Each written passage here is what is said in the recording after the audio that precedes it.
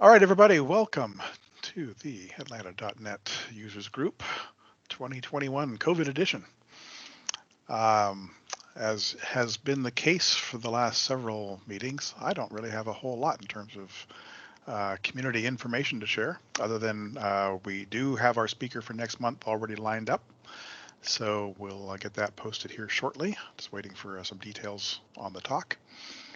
And of course, as always, if you have something that you'd like to share with the group, please reach out to me and we'll see if we can't get you a spot on the calendar. But for this evening, we're going to be talking about some advanced fiddler techniques, and that's coming to us from our good friend Robert here. So I will turn the stage over to Robert. You probably can start sharing whenever you'd like, and perhaps give a little intro and a little bit of background, and I'll keep an eye on the chat, so if anybody has questions while things are going on, please go ahead and post them in the chat, and I'll interrupt Robert periodically and get those questions out there for you. All right. Well, we'll get started. So I guess the idea of the talk started, so I've been speaking about Fiddler for probably more than a decade. And at the very beginning, when I was at conferences, I would ask people, who has used Fiddler in here? And you'd get just a few hands. Recently, I would ask that, and virtually everyone in the audience would raise their hand. But when I started asking people what sort of features they used, most people seem to use it as people would DevTools network today. You know, they're using it for really basic things to see requests, see 404s, things like that. I wanted to share a lot of, so my full-time job, I work on an e-commerce site, so I'm troubleshooting a website all the time using various tools. And so Fiddler is one of my primary debugging tools. And so I've just learned things over the years that have solved actual problems for me and wanted to share that with people. So that's kind of what this talk comes from. So if you haven't used Fiddler much, or possibly even at all, this won't start in a bad place. You'll be able to follow right along, but it's just stuff that I think you'll find useful as you troubleshoot your websites. A little bit about myself. So Microsoft MVP, I am a Progress Ninja. So it's similar to the MVP program specifically for Fiddler. I'm a Pluralsight author. I do have 2 courses specifically on Fiddler, which I will show at the end. I also have my Twitter, my email, and blog information. I am going to make the slides available, and so that'll be something you can download at the very end. And like we said, feel free to put in the chat if you have questions, and at the end we'll follow up with more questions as well. So we'll just jump in and get started. So we're going to focus on HTTP tonight. And the idea with HTTP, this is obviously the protocol between the web browser and the web servers. There's 2 different, well, 3 now, as HTTP 3 just started. HTTP 1.1 has been out since about 1999, still runs about 40% of the web. HTTP 2 has been out since about 2015. The reason I put it in italics here is I just wanted you to know that Fiddler presently does not understand HTTP 2. So if you try to troubleshoot your site and it's HTTP 2, once you open up Fiddler, it's actually going to downgrade and use HTTP 1.1. So if you're trying to find something very specific to the HTTP 2 protocol, I've used things like in Edge, you can use network internals, or if you need to use something like Wireshark. I know the team, we've talked to the Fiddler team about that. I know it's something they're aware of and that they're working on. I have not heard any ETA when that will be there, but I just wanted to mention that that's the case today. HTTP is a request and a response paradigm. So the client is making requests, server's giving back the responses, and both of those will have both a header and a body. So what is Fiddler? So Eric Lawrence was working at Microsoft. I think he was on the clip art team. And what happened was people would order clip art. They would try to download it. It wouldn't work. They would get in contact with the team. And unfortunately, he realized that his team really did not have any good way to troubleshoot what was going on for these customers. So at the time, Netmon, Network Monitor from Microsoft, was probably one of the primary tools to do that sort of tracing and debugging. But it wasn't easy to put all the requests and the responses together. It wasn't specific to HTTP. So Eric didn't know C#, he didn't know .NET, he didn't know HTTP. He just decided that he was going to spend his free time writing a tool that would help his team troubleshoot web problems, which I think is pretty.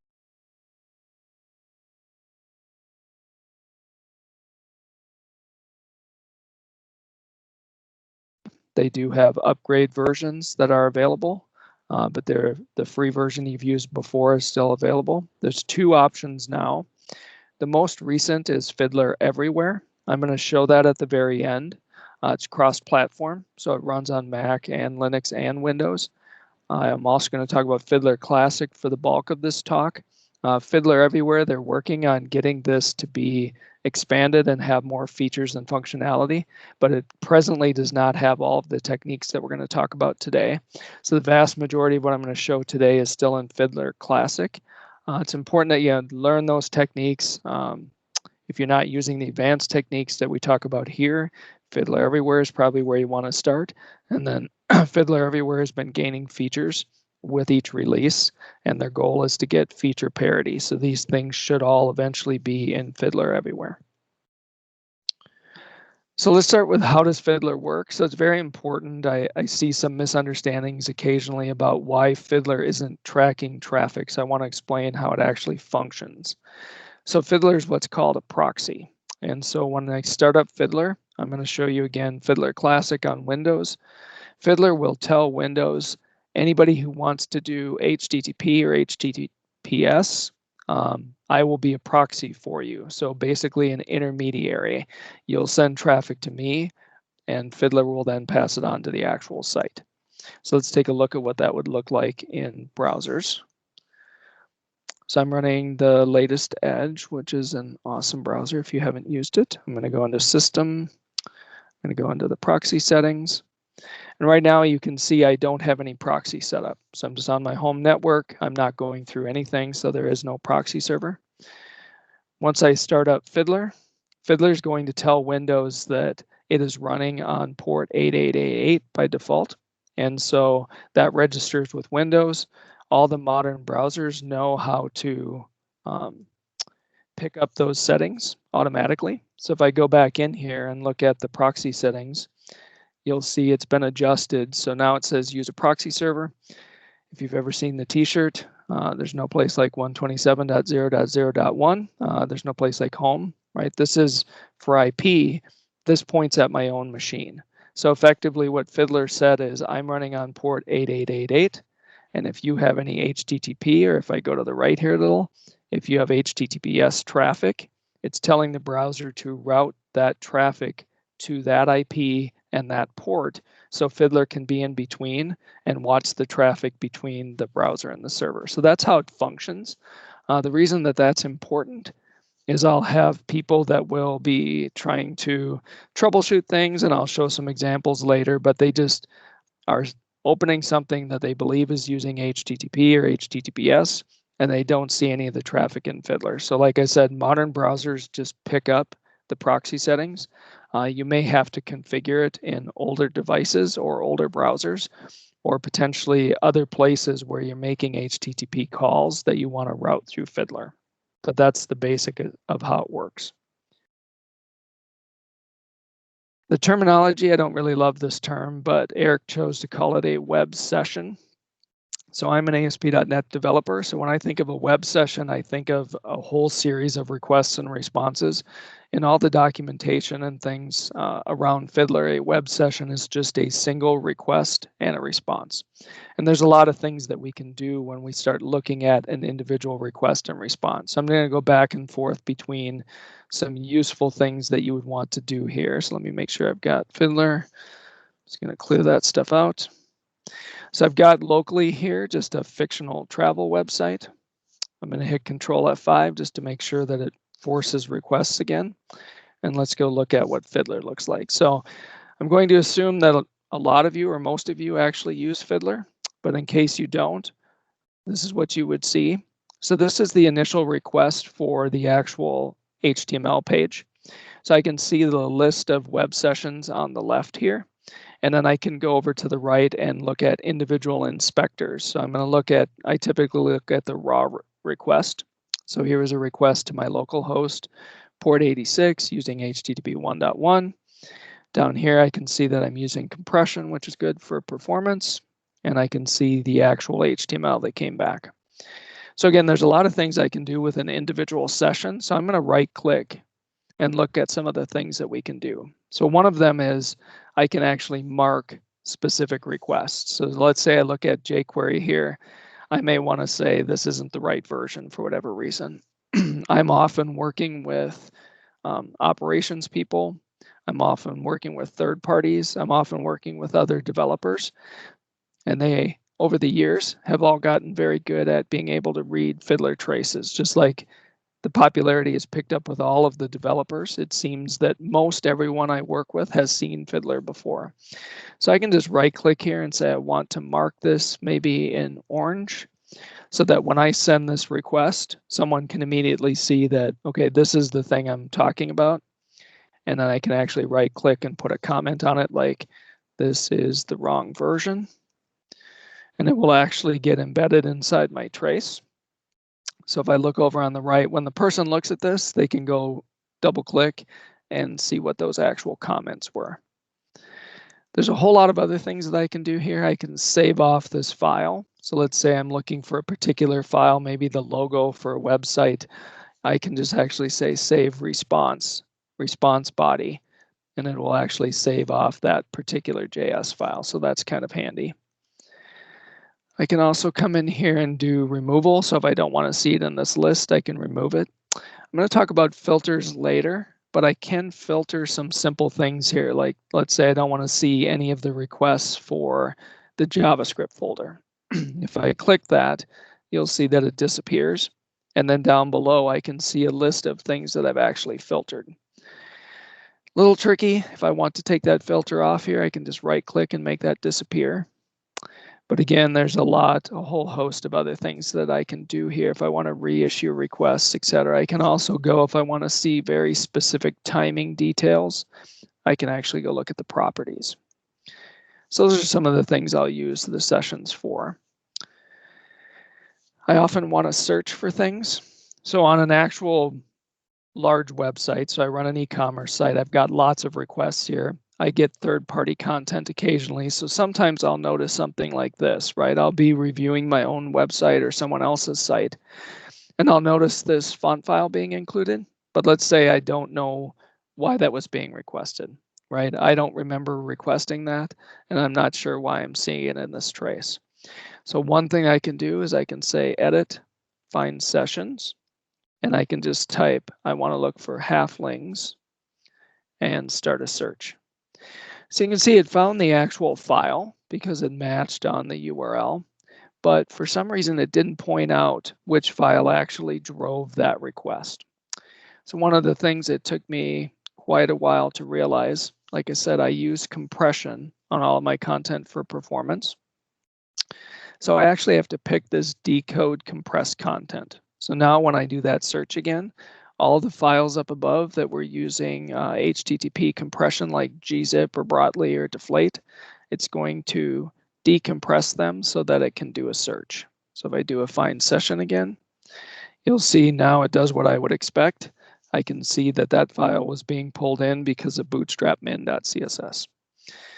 Another quick way to get to that, I can actually right-click and say I want to select the parent request, and that will also do the same thing. It will come and indicate that that came from Bootstrap. So that's very helpful. Like I said, on a big site, it's not that uncommon that I'll have some files or requests that I'm not exactly sure why they were made. I can also come up here and say I want to right-click and see all the children that came from specifically that bootstrap min.css, and it's really only that WAF. The rest of these came from something else. So that's helpful as well. Another cool feature that's not well known, I can alt-click on any particular cell. So if I look at this here, I might say I want to see all of the JPEG files. So if I hold the Alt key and click on that value, it's going to go through and highlight all of the other web sessions that match that specific value. So again, I can do it on any of these columns here. I'm going to select, I'm going to hit Alt. I want to see all of the other CSS files.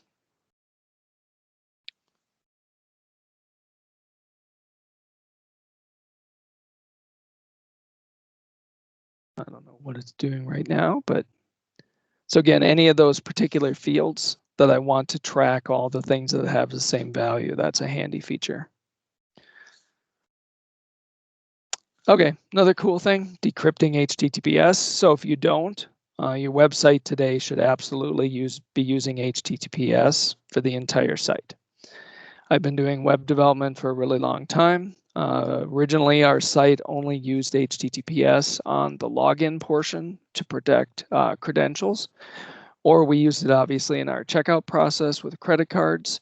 At one point, we switched the entire site to do HTTPS. Well, at the very beginning, Fiddler was not able to see any of that. So if you think about what HTTPS is supposed to do, it's supposed to give you a secure private conversation, right?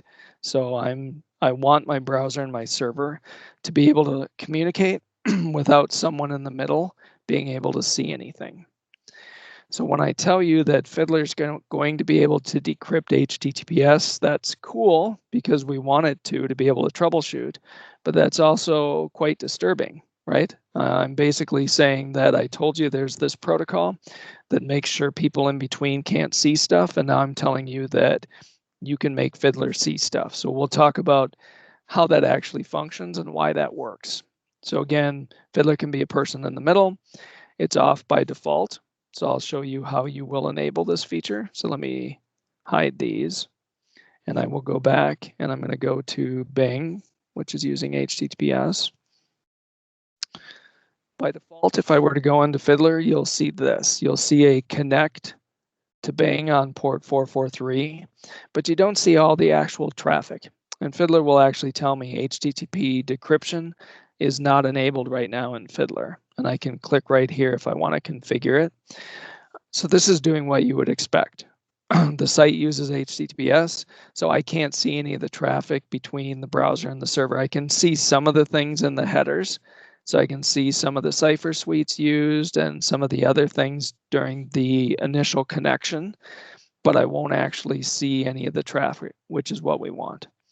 But I can set up Fiddler to do this for me. So I will go here to Tools Options HTTPS, and I'm going to click on this decrypt. So what it's going to do now, it's going to prompt me with a couple of requests. So what's happening here, if you're familiar with HTTPS, the way it works, as a web provider on my server, I'm going to go get a server certificate. So I go to a certificate authority like Let's Encrypt. I prove that I own the site by placing typically a file in my root of my website. I then create a private public key pair. I'm going to take the public and give it to the certificate authority, like I said, with Let's Encrypt. So Let's Encrypt is going to give me back a certificate, which is signed by Let's Encrypt. So then I'll put that on my web server. You'll use your browser. You'll come to my site. Browsers are hard-coded to trust known certificate authorities. So the Let's Encrypt, all the major certificate authorities are baked into a browser so that when you visit sites with those server certificates, you can see things.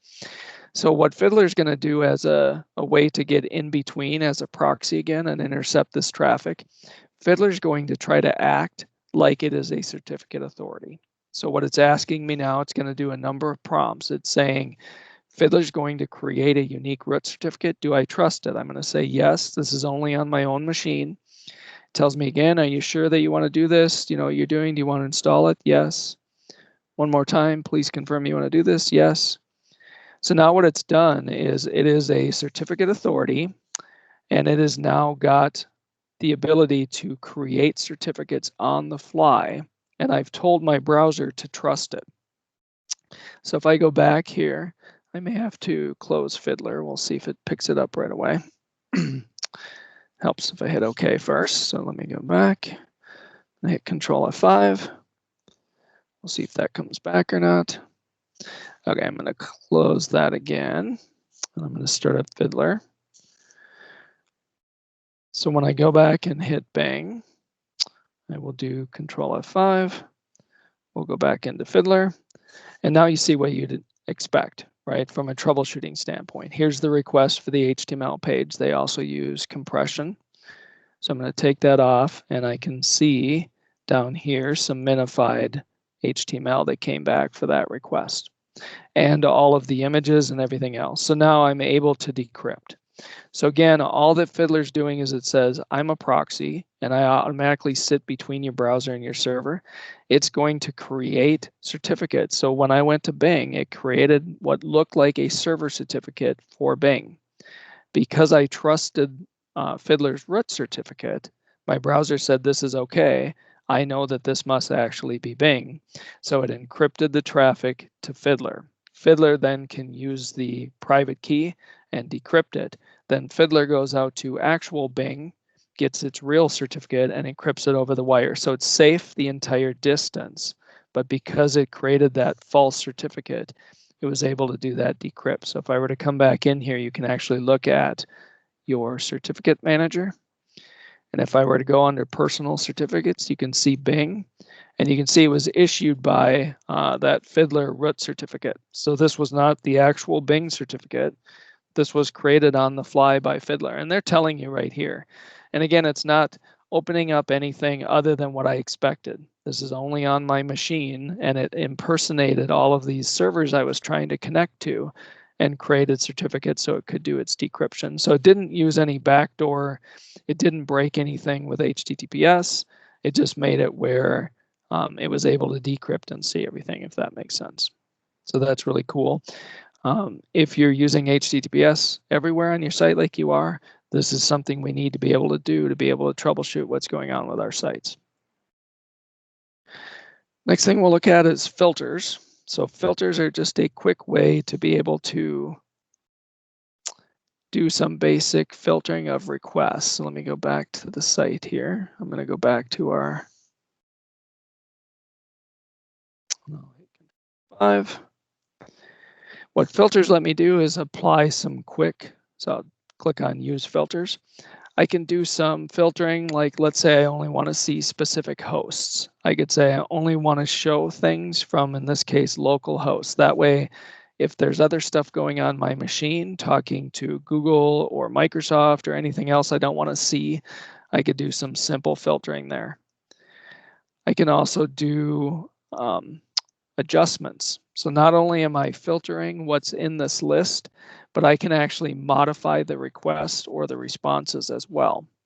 So one way I can do this, if you saw, I'm going to do this Bootstrap request here. So when I did the initial request, you can see Bootstrap was about 28K. The way compression works, so if I were to go look at this, you can see that it says that this is encoded using gzip. I'll take this off. The way that browsers communicate that to a server, they tell servers that they can handle compression by sending this request header. So they say I can handle gzip, deflate, or broadly. So what I can do with a filter is not only change what gets displayed, I can say I want to delete that request header. So as the browser sends to the server, Fiddler sits in between. It's going to take off that request header. So now if I were to go run that page again, if I hit Control F5 and we go back, you can see now Bootstrap's about 123K. And that's because Fiddler intercepted, it took off that request header, and now I can see what does the server do if it sees a client that doesn't handle compression, does it do everything correctly? So that's kind of a handy feature. We'll talk about breakpoints in a bit, so I'll skip over that. I can hide things. If I don't want to see the authentication demands, so normally if you're using authentication, you might see some 401 requests. I can just hide simple things that I don't want to have pollute my view here. Another cool thing I can do, I can say I want to block CSS files. So let me do that. We'll come back here.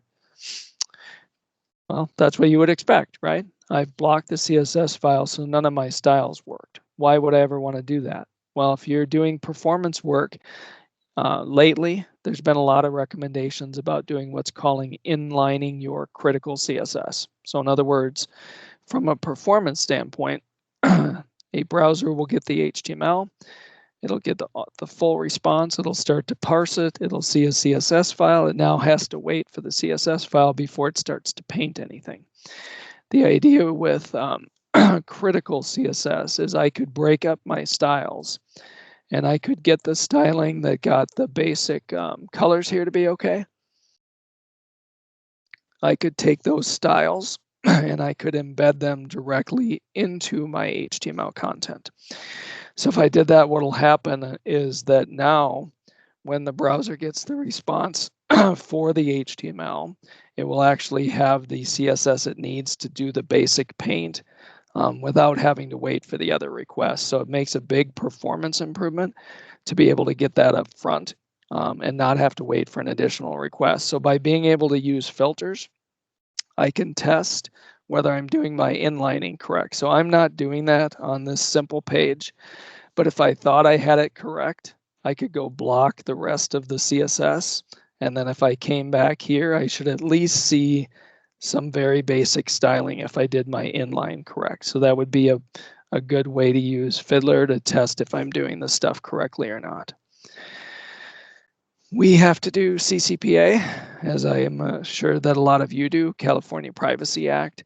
Part of that is we want to notify customers about third parties or other requests that we make that set cookies, for instance. So you can actually come in here and say, I want to flag responses that set cookies. And what it will do is it will put any of these web sessions that actually set a cookie will get switched to italics. So I'd be able to tell instantly, these are the particular requests that set cookies that I need to be concerned about. So again, I'm going to talk later about other ways to do this, but filters are just a quick way to hide things or do some quick modifications in a way that's accessible to a lot of people by doing it via the user interface. Next, we'll look at Composer. So the idea with Composer, it's really how Fiddler got its name. You can actually fiddle with requests. So in other words, I want to see things from the browser or the server, and I want to make changes to it on the fly. So let's take a look at where you do some stuff like that. I'm going to clear this out again. So if I were to go back here, I made Control F5 request again. So I may want to do the same thing I was looking at before. Composer is very powerful. I could literally come in here and create my own request using, gets, posts, whatever I want. Typically that's too time consuming. So I'll take a request I already have. I can just drag it over here and then make modifications. So if we follow through with the example I gave before, I could just take off this accept encoding header and hit execute. And you can see the same thing we saw before. Now that it's sent to the server, that same composed request without that header, we can see instead of being 28K, it's now 122K. So what's cool is Composer lets me do things that would be hard to simulate in a browser. I literally have full control over what I would want to do here. So what's another practical thing I could do? I've got a simple web page here, and I'm just going to order one of these tablets, and it should be $1,095. So I'll hit checkout. If I were to look, you can see that post. I'll drag that over to Composer. What I'm looking for when I drag this over, I notice something weird. It's passing the price as a parameter from the client to the server. That's pretty disturbing, right? I sure hope that my server-side processor, the developer, is doing this correctly. This is an easy way to test, right? Let me just change this to $1. I'll give myself a nice discount. I'm going to hit execute, and I'm going to go look at the response that comes back. So let's look at the inspector. I'll take compression off. I'll go into raw here.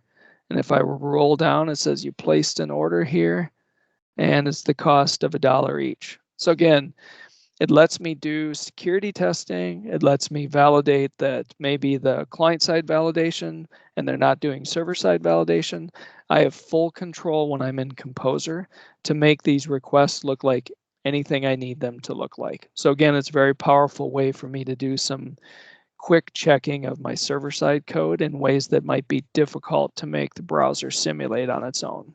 So that's Composer. You can also execute curl commands. So I do work with security firms, and security firms tend to like to send me curl things. So they say, hey, we found a particular issue with one of the sites you're working on. Here's a curl command that will reproduce that particular problem. So I looked for a while. I was trying to find a good Windows safe curl client, and I wasn't finding one. And then I noticed in Composer, under the scratch pad, I can actually run curl commands. So here I'm just saying run curl and request bing.com. So if I hit execute and we look in the inspectors, you can see that it sent the request for bing.com. Here's the response. Here were the headers that were sent. And you can see that it was sent from curl using Fiddler. So if you do curl, just be aware that's something that's built into the Composer. Next thing cool is breakpoints. So breakpoints let me intercept requests. I'm going to clear this. So again, I'm sitting between the browser and the server.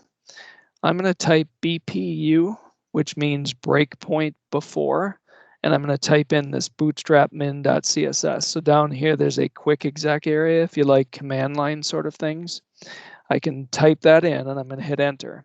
So what I'm saying is now when the Fiddler sees a request coming from the client going to the server, I want to intercept that request and do something to it. So let's go back to our request. I'm going to hit Control F5. If I come over here into Fiddler, you'll see that there's no result for this yet. It's actually sitting waiting. And I can see here now I've got full access. Just to continue the example, I can do anything I want.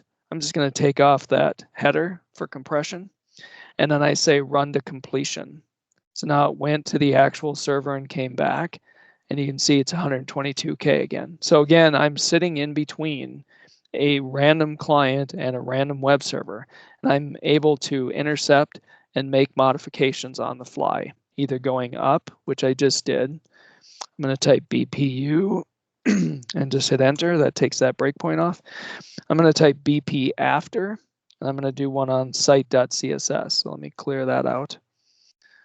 So now I'm saying go to the server, but before you send the response to the client, give me a chance to intercept that. So we can see it's sitting on this site CSS file. I'll take off the compression. I've got some CSS. I'm just going to change this color to red. So if we look at the page before I did that, I'll show you the after. I'll run it to completion. And if I roll down, you can see this is all red and it wasn't red before. So I'm able to, again, make changes on the fly in a much more like rapid approach than actually changing my server. So I used to bundle. I still do, but I'm going to get rid of it because of HTTP2. I bundle all my CSS styles into a single style sheet. And it worked great. Cut my home page time in half just by doing the minification and the bundling. The problem was it worked great. About a month later, I noticed some of my styles weren't showing up in Internet Explorer correctly. And it turns out that you can only have 4,096 unique styles per style sheet. And I had just crossed that. Well, it turns out that I wasn't able to find it. I couldn't figure out what was wrong in my CSS. So I kept playing with, Visual Studio, changing CSS, publishing it, and it was just taking forever to go through that whole cycle. So I decided I'm just going to put that breakpoint there, and I'm just going to start modifying stuff in my bundled CSS before it goes to the client and see what happens. And so I was able to very quickly make modifications. I was looking for things that might be wrong. I started doing the binary search. Just took half the styles out. Well, eventually I figured out it was a size issue, right? I put a little bit back, a little bit back. I eventually hit this threshold. That's how I figured this out, because this was not a documented thing at the time. And so I wouldn't have found it otherwise. So very practical uses for breakpoints, especially when you're working with third-party services where maybe you can't change what a vendor's going to send you, but I can actually set up a breakpoint and change it to anything I want just to prove it's going to fix the problem before I have to engage with a particular vendor. So it's a very powerful feature to be able to do these things in Composer, whether it's with breakpoints or not. I'm going to go type BP after and take that off. Otherwise, we're going to be waiting every time. So that is the Composer. Next cool one I use a lot for the site is autoresponder. So again, since Fiddler is a proxy sitting between my client and my server, it can actually return information without going to the server. So there's cases where I say the client's going to ask me for something, don't actually go to the server. So a classic example I've heard people have done is they've got a huge demo they have to do for people, and they have to make sure that it works. They're nervous. What you can actually do is you can set up autoresponder. You could pre-capture all of your server responses, save them on your machine for your demo. Just go ahead and run everything like you're supposed to. But if it happens to fail, you could open up Fiddler, turn on some autoresponder rules that you had ready, and then the browser would talk to Fiddler. Fiddler could return everything as if the server was working, even though it's not. So that's some of the power of things I can do with autoresponder. I'll show you some other practical things here. But I'm effectively going to create a set of rules that the Fiddler's looking for when the client makes requests so that it can do some modifications. So let me pull this, do that. We'll go back and request the page again. I'll do Control F5. So I'm going to pull up autoresponder. I'm going to drag Bootstrap over. And again, so in this case, I'm doing an exact match looking for Bootstrap. I could do regular expressions if I wanted to. In this case, I want to intentionally add a delay. So I want to see what will happen if my style sheet takes 15 seconds to respond. So I'm going to save that rule. I have rules enabled, and I let unmatched requests pass through. In other words, all these other things that are coming, I'm not expecting autoresponder to deal with. I want them to just go through to the server like they normally would. But when you see this Bootstrap one, I want to delay it. So now if I come back and hit Control F5, you'll get what you would expect. After a couple seconds, this is what it looks like, right? This is my customer's experience on my website if my hosted CSS file is slow. So this goes back to the inlining CSS. Now that I know that, I might want to inline maybe enough of my header or even just the top bar, right? If my customer at least saw the black bar come in, they know that something is still functioning. So those are the kind of trade-offs I can make, but it's not easy from a web browser perspective. I can go into DevTools and say, act like you're on a 2G network or whatever, but that affects every single request. This lets me very specifically go after files and choose what's going to happen. So I've used this for doing third-party script testing. So if we get a new vendor and I want to make sure the vendor, will typically claim, if this doesn't work, you'll be okay, right? It won't impact your site. I will test them on it. So I'll come in here and say, well, what if you're slow? What will that do to my rendering? What if you return to 404, right? Will my page still function or not? So I hit save here. If I go back, we do that again, you'd expect, all my styles are messed up, right? Because it's getting a 404 when it's supposed to get that sheet. So autoresponder is very helpful to do that kind of stuff. Like I said, I can use regular expressions if I want to, but it lets me do very specific, something here doesn't work or fails. The other thing that's handy to do, so let me clear this. And we'll go back and request the page again. I'm going to take a rule that's making my sheet not work. Okay. Other thing that I can do, I can take a request and I can actually do unlock for editing. So I'm going to unlock this and go to the inspectors. And I'm going to actually change the response that came back from the server. I'm just going to add RJB to the title here. And then I'm going to go back here and say, take off my unlock. If I drag this over here now to autoresponder and I go back and make that request again,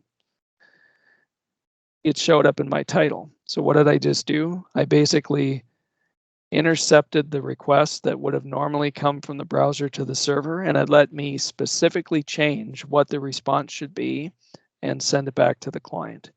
So again, I've saved off entire requests, like all the images and everything, and then you can set up the set of rules to make sure that even if your server's dead, you'd be able to show everything. So that's pretty powerful stuff. Responder. So that's all cool. Fiddler Classic runs on just Windows. I run a responsive website, so I need this to work well with my phones, tablets, everything, right?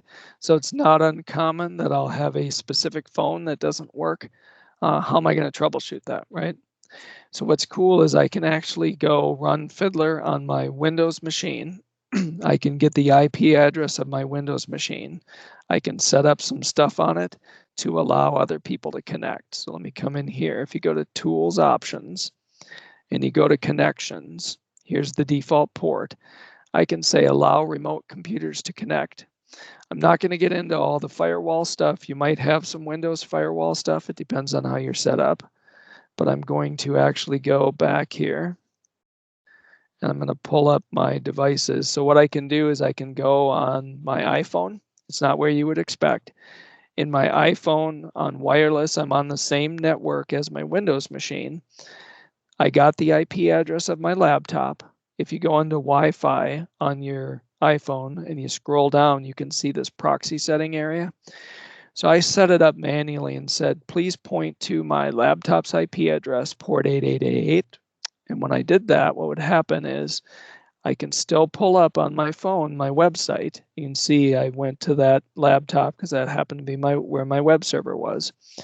And now all the traffic from that phone is being routed through my Fiddler. So if I go open this thing up and we go back over here, and I look at the inspectors, you can see it came from an iPhone. So the cool thing is, even though my devices have no way for me to be able to run Fiddler on them, any of my iOS or Android devices, I can actually route them through my laptop so that I can still do everything I need to do. I actually use this lately. I'll actually use this for if someone in my company is having a problem on their machine. What do I not want to do, right? I really don't want to install software if I don't have to, because if I do, if I were to try to put Fiddler on their machine about 3 weeks from now, I'll probably get a call that says, printer doesn't work anymore, and I'm sure it's your fault because you installed something on my machine. And I really don't want to be in that spot. So I'll often go into their laptop settings for their browser, and I'll manually set the proxy settings I showed you before, just like I showed you. I'll put in the IP address and port that points at my machine running Fiddler. Then I'll have them do everything they need to do, and I'll be able to do everything I can in Fiddler. Not only do traces, but I can, and I'll manually set the proxy settings I showed you before, just like I showed you. I'll put in the IP address and port that points at my machine running Fiddler. Then I'll have them do everything they need to do, and I'll be able to do everything I can in Fiddler. Not only do traces, but I can intercept, I can do the breakpoints, any of that stuff. I'm basically pushing out to where a client on another device or machine can route their traffic through, so I can do all those traces, which is cool. A couple things of note. So let me get back to, I'm going to open up my Fiddler instance here again. So one thing that I do a lot of times, I'll get a trace, I'll see what I want to do. So let me go back and just make my request again. As soon as I capture what I want, there's often a lot of things going on in the background on my machine. I'll come down here and turn capturing off, so it stops adding to my session list because I already have what I want, right? If you do that, it's not uncommon that later on you come back and you try to walk through your website and you don't see stuff. So if you do that, just remember to come down and make sure that that's actually turned on. Also, I can come here, I turn this to be just web browsers. There's often a lot of background processes that might be running on my machine that I don't want to see. So just be aware if you play with these things and you're not seeing stuff show up in your trace, it might be because you've either turned that off or you've limited it to certain types of processes. So just be aware. I was talking about proxies. So I'm an ASP.NET developer. You call my server. I might use a lot of backend services from my ASP.NET pages calling third parties. If I troubleshoot, then I open my browser. I can see the traffic in Fiddler from the browser to my ASP.NET page, but I often expected that the traces that went out to the other third parties they're using HTTP or HTTPS too. Why don't those just automatically show up in Fiddler? And it comes back to what we said at the very beginning. It turns out that that traffic is not proxied by default. So if you want to, you can set it per call in .NET, or if you go into your .NET config, you can actually set up and say, I want all of the default .NET classes to actually route through Fiddler. So now if I do this, any of my .NET classes that use like HTTP request or HTTP client, any of those things that would use HTTP suddenly become proxy aware and will route their traffic through Fiddler. So again, if you are running something that you think should be tracing and it isn't, make sure that the client knows how to proxy traffic. Most clients do. You just might have to look in the documentation of how to set them up to do that. So we've talked about doing a lot of manual things. There's also times where I might want to programmatically do things. So Fiddler has FiddlerScript built in, and it's called JScript.net. It's a JavaScript with a little .NET objects mixed in. And there's a couple functions that you can intercept. So we'll just take a look at what I could use this for. So I can come into customize rules. And I will actually just do a find here. So I'm hitting Control F. I'm going to look for one of my comments. There's a method called onBeforeRequest. So this will fire before, similar to the breakpoint, before the request is done. I want to intercept it. So what I'm doing here is I'm saying, if the web session contains .jpeg, I want to change its color to yellow for whatever reason. Hit Control S to save that. I will clear this out. We'll go back to the browser. I'll hit Control F5. And now you can see I've made modifications. So simple example just to show you some of the things I can do. I can hide things. I can show things. What I've used this for beyond this, I'm going to comment this out again and save it.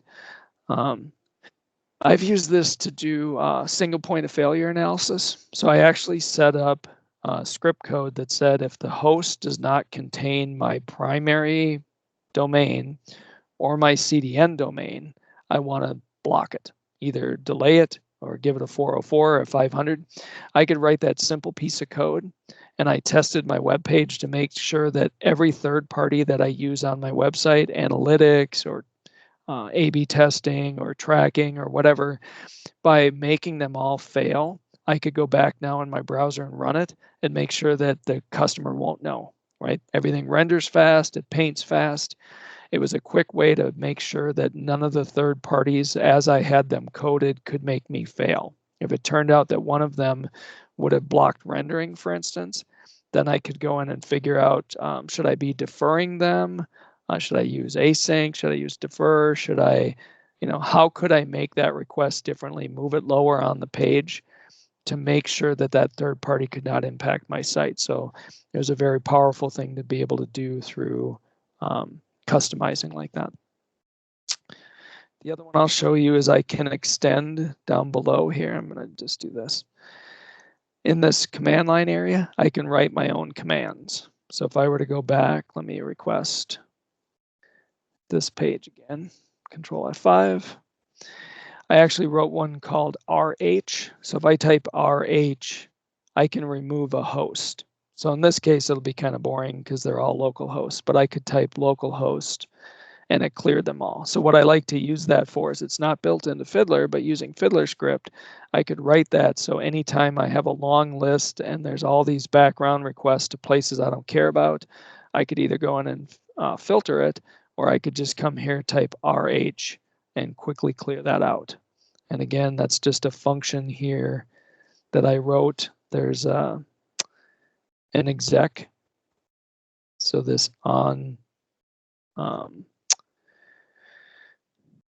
exec action. So I just wrote my own RH, and then here's a little bit. Again, it looks like JavaScript, and then there's some .NET-ish sort of objects I can use to manipulate. So I'm just saying anybody who has a host with the value that they type in, just remove it. So again, just a cool thing. I could extend how Fiddler was working by using FiddlerScript. Talk about some extensions. So I'm going to show you extensions that Eric happened to write. There are other third-party ones that you can come and get here. They're free. You can write your own if you want to. I'm going to focus on the JavaScript formatter and image bloat. So I went out and I installed these. Now I can actually go say make JavaScript pretty. And if I come back to my web page again and hit Control F5, you can see these kind of aquamarine sort of color. You can see jQuery was minified by the way it was named. But if I go on the right-hand side over here, you can see that it's been unminified. So why is this handy? I know you can do this in DevTools. You can individually pretty print minified JavaScript files, so you can troubleshoot them. I can actually just do that here so that everything coming from the server will automatically be unminified. So I don't need to deal with that in my client. It'll automatically be where I can start stepping through and troubleshooting it, which is handy. The other one I like is called image bloat. So if you're familiar, every time you take a picture with your phone, you're actually getting not only the visual, but it also embeds details into the JPEG that stores potentially your lat long, shutter speed, what your camera was. It's called metadata. If I turn on the image bloat and hit Control F5, you can see my picture of London here. 43% of that picture is metadata. So in other words, all the shutter speed and stuff that nobody cares about, I've wasted 43% of your time for this file download on stuff that doesn't help the visual quality. So there's actually cool tools. I use JPEG-tran, which is a command line tool that will strip out this metadata. But if I were to just walk through the site, I can spot check. I'm usually pretty good about taking out metadata. This extension helps me see where I forgot and how bad it is. And then if I look through the rest of the site here, you can see that I did properly remove metadata from the rest. But again, it's a performance thing. I don't want to make you download stuff that's not going to help you at all. So that's what the image bloat lets me find really quickly. I'm not going to show this, but FiddlerCap is a very stripped down. Well, I guess I'll open it just so you can see it. If I did have somebody that was non-technical having problems on their machine, like I said, typically today I would go set their proxy settings to point at my fiddlers, and so they don't have to do as much. But if they're remote and I need them to clear their cookies or clear their cache or decrypt HTTPS or any of that, FiddlerCap they can install, and it's great for non-technical people. They can just hit start capture. I can tell them first clear your cookies, clear your cache, hit start capture. It'll pull up and start capturing. Then they can hit stop, save, and send it to me. When I open it, it'll look like it was recorded with Fiddler. It'll have all the same details. It's just a good way for non-technical people to get traces for me. Bunch of miscellaneous things. I already talked about saving response files, so I won't spend time on that again. I will show, hit Control F5 here. One thing that's cool, I know this never happens to any of you, but I will have people say, the site didn't work. That's it, right? Not very helpful. Well, what didn't work? Okay, well, it's on the product page. It didn't look right. I can actually have in the trace here, I can have whoever has the problem, you can hit this screenshot, and then you have 5 seconds to flip back to the individual page. There's a little counter running. It'll take a picture of that screenshot and embed it into the actual trace. So now when the person sends me the trace, this is also part of FiddlerCap, by the way. When they send me this trace file, not only will I see the request, but I'll be able to see the actual screen that resulted, which is very helpful when you're trying to troubleshoot and they're saying something's wrong. I might be able to tell from the screenshot what specifically wasn't working for them. You can encrypt your files. So if I were to save, let's say I wanted to send this to you, I can say save all sessions. And by default, it comes up and I can type in a name here. I can also pick password protected. So if I hit save now, it's going to ask me for a passphrase or a password. When I type in that password, it's going to use AES encryption. So it's solid, normal symmetric AES encryption. It will encrypt this entire archive file. It defaults to 128-bit. You can change the preferences to be 256-bit AES if you want. But then you can send this archive file to other people, not worrying that someone might intercept your email because you might have sensitive data in here, right? We're decrypting HTTPS. If I had credit cards or login credentials, that's not something I want to have somebody see when I email that to a third-party vendor saying, you know, something's not working. So obviously don't put the password in the email, right, along with the archive. You can call them on the phone or whatever, but I can safely encrypt the entire archive, send it to them knowing that it's using AES encryption and people won't be able to read it. Another cool thing in here is the text wizard. So if I had something that I needed to do like URL encoding, base64 decoding, hashing, I was doing a capture the flag competition not long ago, and they had some stuff that was MD5 or was base64 encoded.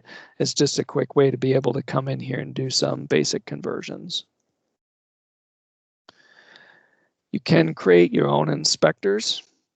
So the inspectors that we see here, so people have actually written inspectors to do the like binary WCF traffic in the past, where they wanted to have a particular view. So all the basic ones are here, right? I can see JavaScript, I can see JPEGs, etc. But if I had a custom format that Fiddler just didn't understand, I could actually write my own inspector to show that correctly.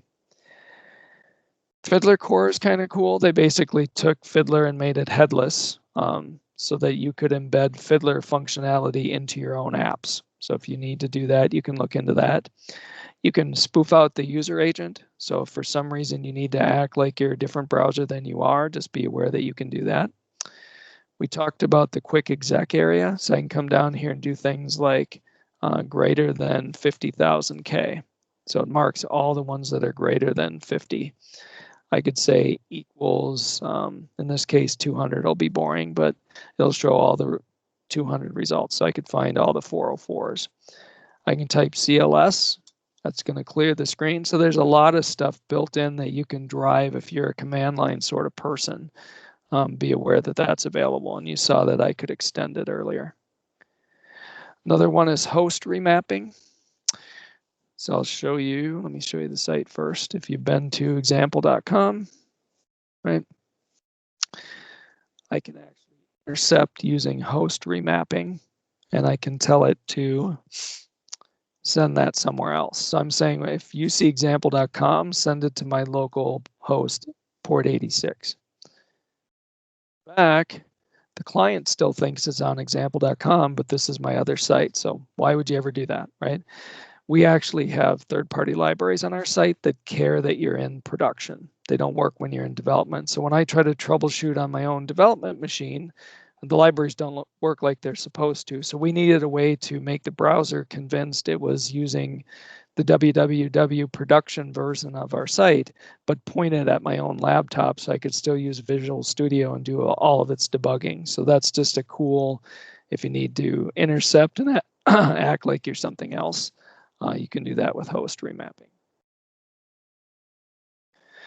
So that's Fiddler Classic. I want to just mention Fiddler Everywhere and show it to you here quickly. Version 1.5 just came out last Thursday. Again, the cool stuff about Fiddler Everywhere, it's multi-platform. So it runs on Windows, Linux, and Mac. They've done a lot of work to improve the user interface. So they're really trying to make it cleaner and more obvious. They've also added in collaboration tools. So it's easier for me to share with other people directly within the tool. The missing features, so the stuff I've shown you today, like extensions, FiddlerScript, breakpoints, quick exec, things like that, they want to get that into Fiddler Everywhere. It's not there yet. I would say for what most people want to do that I've talked to in the past about how to use Fiddler Classic, Fiddler Everywhere already has all the stuff they want. There's just these few advanced things that we have to wait yet to see. So I'm going to close Fiddler and I'm going to open up Fiddler Everywhere. So we'll give this a minute to start up. I'm going to sign into it. I should be remembered. And the reason I'm signing in is because it has a platform for me to be able to share with people. So this is what it looks like. Let me go pull up, I'll hit the site again. Actually, I'll do the site we've been looking at. So it looks kind of like what you'd expect. Here's the same sort of requests. I have the inspector on the side where I can see things. It's kind of nice if I want to stop capturing. I can just do that right here. I can save off requests. I can remove everything. I could share particular requests. One of the cool innovations here is the ability to do the filtering. So I can come here and just say, I want to do a quick filter that I only want to see localhost, for instance. And now my other stuff goes away. It does have autoresponder. So if I want to do the same thing I did before where I drag Bootstrap over here,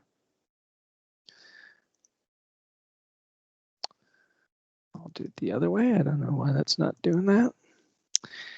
So I can go here and say I want to edit this, and I can just choose to do a delay again. Hit save, go back to the site. So again, this will start to spin, and then this will go blank because it's waiting. So it's got all the autoresponder functionality we talked about before. It does have Composer. So I'm actually able to drag requests over to Composer and make changes like you would see. So again, the core stuff is here. It's cross-platform. It's easier to find things. And the cool thing is I can save off past sessions. So if you look over here, I'd done a trace earlier. I can actually open that up. If you remember in Fiddler Classic, it's not easy to compare two traces because you actually have to go through some work. It only showed one instance at a time. And so you have to do some kind of weird stuff to be able to see more than one. Here, I can just pull it up as another tab and look at these two requests side by side. I can share, so it's got an indicator here that I have just hit this share and sent an email to someone to say, hey, I've got this. So in the cloud, they saved off this session for me. I send an email, somebody can go look at it. I can save off previous requests. So if I open this up, it'll go into Composer. So I can go do the kind of stuff that I saw before. I can either do a raw view. I could take off the accept encoding again. So you'll see, as you get used to this, again, the great thing is it's cross-platform. It's streamlined. You can find things easier than you had before. I'm looking forward to the day where some of these missing advanced features make their way into Fiddler Everywhere. But a lot of cool stuff there, so keep an eye on that. Some quick resources. So I do have 2 Pluralsight courses on Fiddler. The first one is Fiddler and Chrome Dev Tools. It basically says you have a problem on your site, like your styles don't work. What's the right tool to do it? And it walks you through a style problem. And in that case, you should use Chrome Dev Tools because it has a styles tab, for instance, or you have a performance concern. How do you use Fiddler to see all the requests? So it really takes, here's a problem, and here's how you use these 2 tools to solve it. And then I also have another one specifically on Fiddler that goes into some of the things I talked about. How do you write a custom extension? How do you write a custom inspector? A lot more details than I had time to get into today. Also, Eric wrote a really good book, Debugging with Fiddler, 2nd edition. I've literally read this probably 10 different times. The host remapping would be a good example. I read it and I just parked in my mind that someday I might need to do something where I could change the host. I went years and years without having a use for it, and then suddenly said, oh, we got to act like we're production, but we're on a development machine. So then I could go back to the book and find that. So it's a very good investment. Lots of details on Fiddler Classic. So again, that's my Twitter, that's my email, that's my blog. Here's a link where you can get the slides. So I'm open if anybody has any specific questions. I don't know if anything has come into the chat yet. Otherwise, I will pop over and see if we have anything.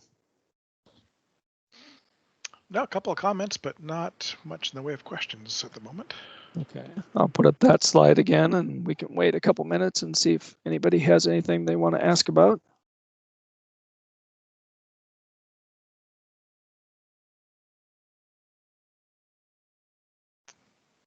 All right, we got a couple.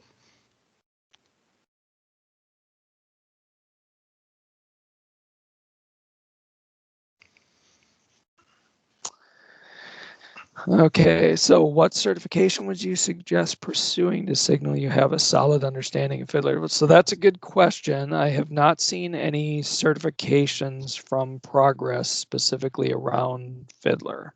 I would have to talk to the team and see if they have ever looked into doing that, but I haven't seen anything particular. I know with the Pluralsight courses, you do get the certificate of completion and stuff. There really aren't a lot of other training materials third party, but you could use something like that you went through those 2 courses, but they don't have similar to Microsoft where they have a formal certification process that I'm aware of. How did you earn your ninja status? The ninja status just came from, like I said, I've been talking about Fiddler for more than a decade, and I have the 2 Pluralsight courses. I think I'm one of the few people worldwide that does a lot of talks about Fiddler in particular. And so I was actually speaking at HDC in Omaha, and there was a Telerik employee in the audience. So he came up afterwards and said, hey, this is cool. And we started a relationship talking about it and giving feedback to the team and stuff. So just came through with exercises like that. I actually went to DevReach in Sofia. So the Fiddler team is in Bulgaria. So I actually went and met the Fiddler team like I've lost track of time now with 2020. So what, a year and a half ago. So I got to meet the team, which was really cool to see how they create things and just kind of bounce ideas back and forth. But yeah, so that's where I got that.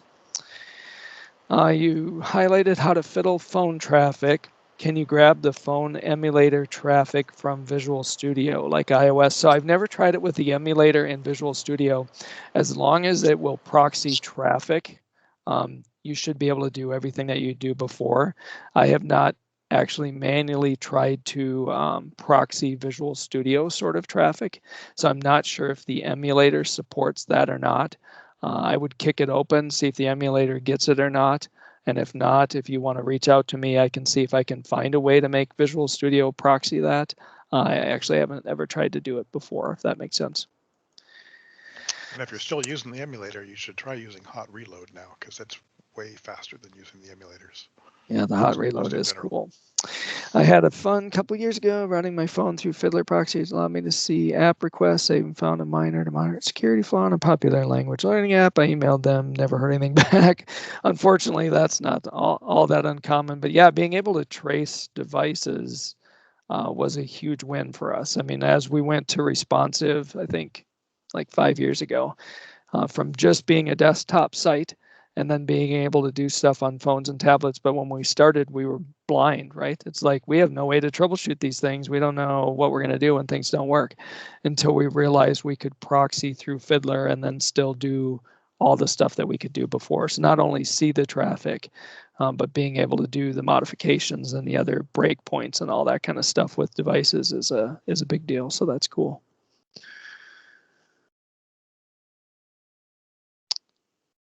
Yeah, so I don't know if there's anything else anybody would like to ask. I don't know. I'll just say this, save some time here. So, you know, do you have any thoughts on sort of when you would use Fiddler versus Postman or curl? Is Fiddler more sort of an ad hoc digging into the traffic for kind of debugging? I'll be honest with you, the primary tool I use all the time is Fiddler. I have played with Postman a little. I know from talking with others that have used both. In the past, Postman had an advantage from an API standpoint. So from a not troubleshooting, but being able to set up a whole series of requests that they wanted to run over and over against APIs, Postman was kind of the thing to use for that. Now that I can do this with the requests on the left-hand side and store those, so I could do API calls that I could pre-store up. Once they get FiddlerScript, I could be able to automate the runs of those particular saved requests. I think that will bring it closer to Postman from an API perspective. I've used lots of tools over the years. Like I said, I started with Netmon. I've used Wireshark. I've used Chrome internals. I've used Edge internals. I kind of gave up on Netmon and Wireshark because they were so low level, right? I've used them, but if I need to see a protocol other than HTTP, I would use Wireshark, but otherwise, or if I need to do HTTP 2, that's really the only time I've had to stray from Fiddler because I haven't run into anything that Fiddler wouldn't let me do from a straight up debugging standpoint or troubleshooting or perf or tracing devices. Like I said, for comparing it to Postman, I think Postman's strength has been more the API stuff, where I'm hoping the Fiddler Everywhere is catching up on that, if that makes sense. Yeah, there's obviously some overlap. I hadn't really honestly used any of them except curl very much in a few years, but kind of used them all at various times in various ways. So just curious where they were. Yeah, and like I said, I kind of have a blind spot on the others just because I started with this so long ago, and it's really every time I've hit a roadblock with Fiddler in the past, it got removed, right? Like when I started using HTTPS, I've done web forever. Fiddler couldn't decrypt it, and so I could work on my e-commerce site until I got to checkout, and then I was stuck. So I'm like, please don't have a problem in checkout because I can't see anything, right? And then Fiddler came along and could decrypt it. So it's always kind of kept ahead of me with adding features in that I didn't know I needed yet that I ended up picking up in time.